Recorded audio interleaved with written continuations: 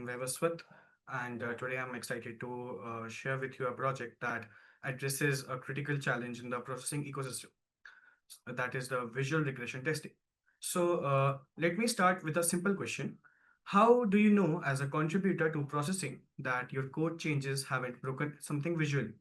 In traditional software, we write unit tests, but in processing, where the final output is literally what you see on the screen, the art, the visualization, and the interactive experience that you get.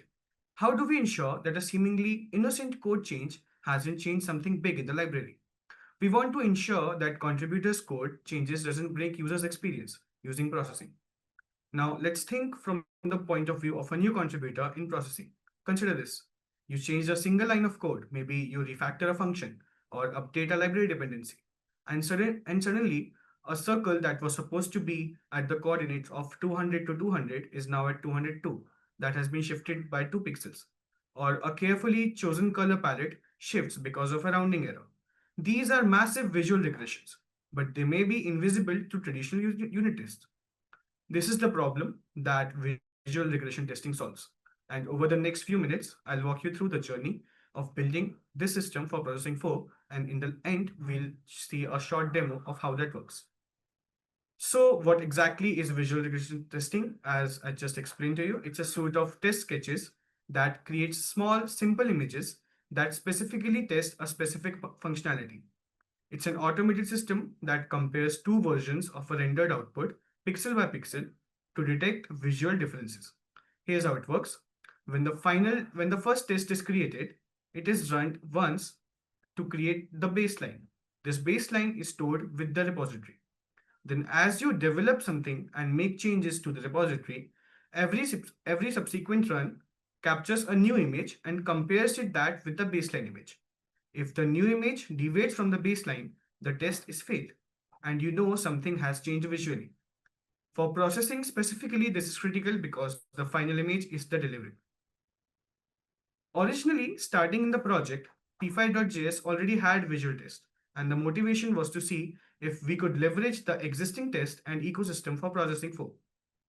However, processing is a Java and Gradle based system, and p5.js is a JavaScript based system that uses ytest as the testing infrastructure. Now, when we started this project, I had a very pragmatic approach towards a solution.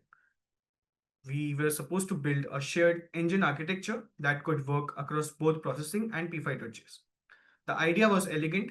Take an existing battle tested library, which was called Pixel Match, which is a JavaScript library for image comparison, and extract it into the standalone npm module. Then we would build platform adapters that would allow both processing and p5.js to use the same underlying comparison engine. But here's where theory met reality and reality war. As we tested this approach and thought about real world usage, one critical insight emerged. Contributor friction matters more than elegant architecture. Let me explain what I mean by contributor friction. So, processing has a diverse community: artists who code, educators, students, creative technologists. Many of these users aren't professional software engineers with complex development environments. Asking them to install Node.js and npm just to run visual tests for a Java based project, that's a huge barrier to entry. So in August, we made a pivotal decision to abandon the shared engine approach entirely and build a self-contained Kotlin solution. Now let me walk you through the final architecture. Yeah. The final architecture was the complete visual regression test runner built entirely in Java, consisting of three core components. First was the sketch runner. This component's job is to run up users processing sketch in a controlled and headless environment. Now, headless here means without a visible window. We are running the sketch purely to capture its output and not to display it interactively. Secondly, the visual test runner, which is the orchestrator of this entire program. This is the brain of the system. It manages the complete test workflow. It captures the image, compares it, and reports the result. Now, thirdly, the image comparator. This is where the actual pixel comparison happens. We built a custom native implementation that compares images pixel by pixel. The algorithm calculates color differences using Euclidean distances. in a RGBA color space. That's the square root of sum of the square differences in red, green, blue, and alpha channels. Now, moving on to the critical technical victories which we had throughout the project. Firstly, teaming the p-applet threading. Processing's p-applet runs in its own thread with its own life cycle, which is of setup, draw, and redraw. When you are running a sketch interactively, this is perfect. But for automated testing, it's a nightmare. I needed to ensure that the test thread doesn't proceed until the sketch has fully rendered its image. I implemented a bespoke system using papplet.runSketch, which is a function to run sketch for in the papplet threading. Secondly, we had a robust differentiating logic. Raw pixel match comparison is very easy. Just check if every pixel is same as the another pixel. But that's too naive.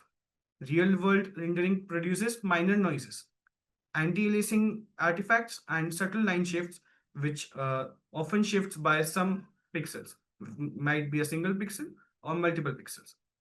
Often the differences come in slight color variations from floating point rounding. The image comparator, which we have currently, is tuned for practical use. It intelligently filters out false positive caused by these minor rendering differences. And when a test does fail, when there is a genuine visual regression, the system automatically generates a clear differentiating image that highlights exactly what changed. This makes debugging trivial. So what we have built a zero dependency native Java visual regression testing framework that integrates seamlessly into processing's existing ecosystem. Contributors can write visual tests as easily as they can write real sketches. No external tools, no complex setup, and just pure processing. Now I'll move ahead to the demo part of the presentation. So here we have the IntelliJ IDE where I have Fog map processing repository. And as you can see, I will just now run the test. So currently we have a lot of tests written already, which are of shapes and some fonts that I wrote originally.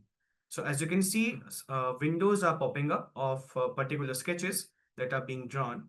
And these sketches have been ported from p5.js where they already have visual tests. So as this is done, you get a report of whether the test is being passed or not.